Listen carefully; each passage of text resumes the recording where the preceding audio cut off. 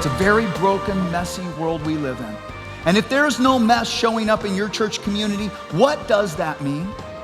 You know, Jesus dove into the mess and the chaos of our world because out of the chaos, he was creating something new. And your church is meant to be his body in the world. And I'm convinced that if you will trust him, if you will trust God and you will dive into the mess, you'll see Jesus doing his healing and redeeming work in a way that you as a leader could never orchestrate yourself. It's a mess, but it's a beautiful mess.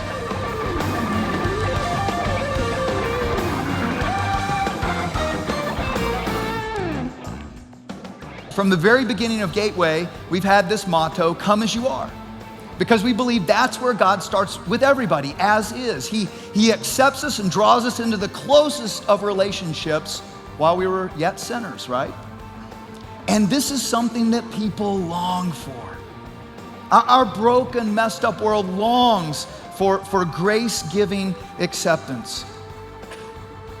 When we help people treat one another as God's masterpiece waiting to be revealed, God's grace grows in them and cleanses them. That's what we've seen over and over again.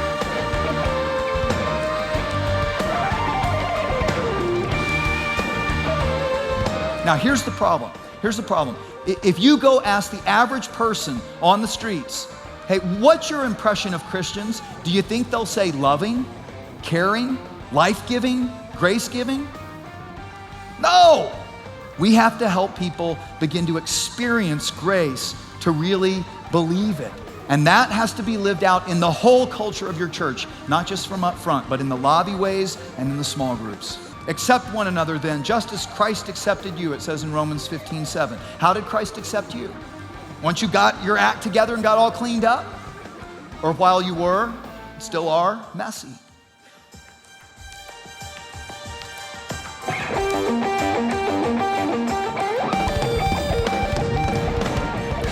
And let me ask you, which is true of your church?